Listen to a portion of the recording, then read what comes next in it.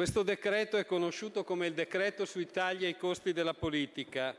Si tratta di un tema assai caro a noi di Italia dei Valori, al quale abbiamo dedicato molte delle nostre forze fuori da quest'Aula e all'interno del Parlamento, sia quando siamo stati forza di governo, sia da forza di opposizione.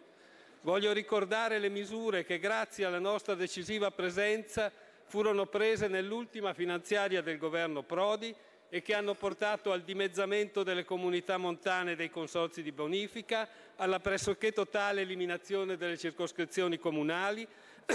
al blocco degli automatismi di crescita delle indennità parlamentari, alla riduzione dei componenti dei consigli di amministrazione delle società pubbliche o partecipate dagli enti locali e ad altro ancora. A regime si tratta di un risparmio di denaro pubblico di almeno 1 miliardo di euro all'anno. Credo anche che la nostra pressione continua su questi temi sia anche all'origine di successivi interventi, ancora modesti a nostro giudizio, in questo come in altri provvedimenti, sulla questione del numero dei consiglieri di regioni e enti locali, sulla questione delle province, sulla questione dei vitalizi dei parlamentari e dei consiglieri regionali, sulla riduzione dei privilegi degli ex parlamentari.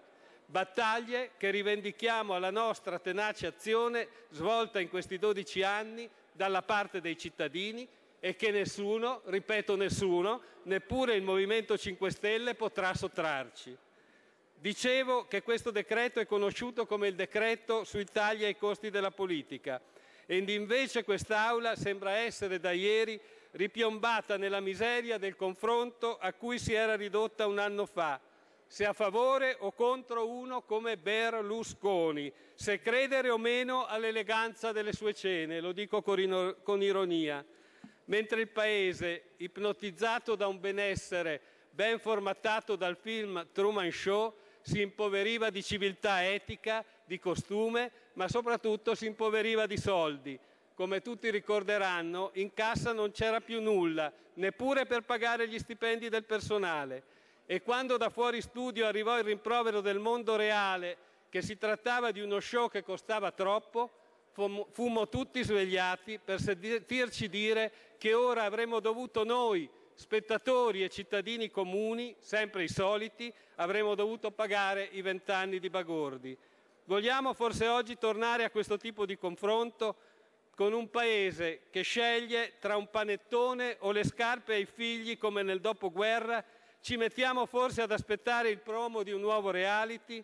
Colleghi, vi prego, non è un ritorno al passato né tantomeno un ritorno al futuro. Non cadiamo nell'attesa di chiederci quando e come se parlerà Berlusconi. E chi se ne frega, ve lo dico io, l'onorevole Berlusconi, dopo un anno di assenza da quest'Aula, userà il suo banco per lanciare il suo ennesimo spot.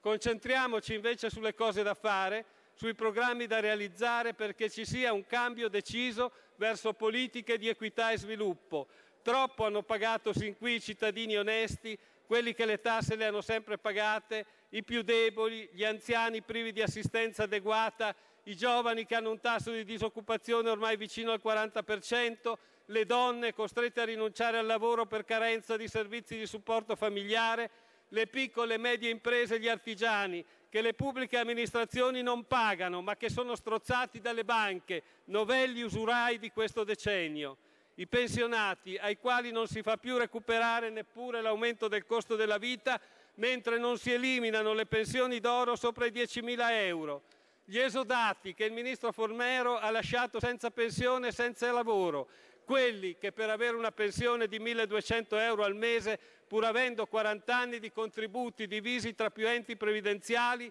dovrebbero per il ricongiungimento pagare più di 200.000 euro che ovviamente non hanno. I lavoratori rimasti senza lavoro perché il governo non ha fatto nulla per l'equità e lo sviluppo, pur avendolo promesso all'atto del suo insediamento. Altro che preoccuparci della discesa in campo di Berlusconi, che dirà ancora una volta che ridurrà la pressione fiscale al 33% dopo averci portato al 47% e che creerà 1 milione di posti di lavoro dopo aver creato 2 milioni di disoccupati. Dobbiamo invece concentrarci sulle cose da fare per togliere il Paese da questa morsa, stretto tra la disoccupazione e la recessione, e persino oltraggiato dalla vergogna di chi non vuole neppure una legge sull'incandidabilità in Parlamento per chi ha ricevuto condanne passate in giudicato.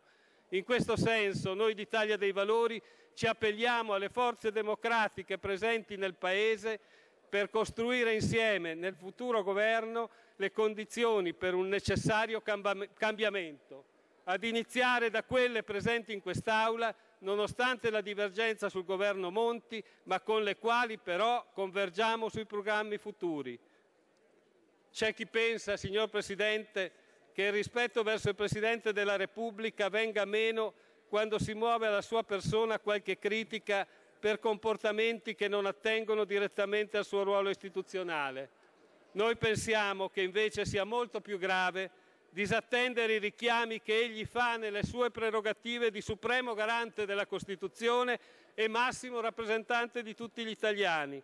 come questo governo che se ne è fregato delle sue reiterate lagnanze al rispetto dell'articolo 77 della Costituzione sul ricorso ai decreti legge ed ancor più sul ricorso costante e continuato del voto di fiducia che ha di fatto svoltato le funzioni del Parlamento. E come il PDL che, nonostante gli accorati appelli del Capo dello Stato, sta facendo di tutto per far naufragare una nuova legge elettorale, anziché dare una risposta agli elettori che chiedono di votare per poter decidere chi davvero li rappresenta, che chiedono di votare sapendo prima chi si propone di governare, con quale programma e con quale coalizione. E ricordo ancora una volta che Italia dei Valori si è fatta promotrice di un referendum che in poche settimane ha raccolto le firme di 1.200.000 cittadini per una diversa legge elettorale. A tale specifico riguardo vorrei assicurare fin d'ora al Capo dello Stato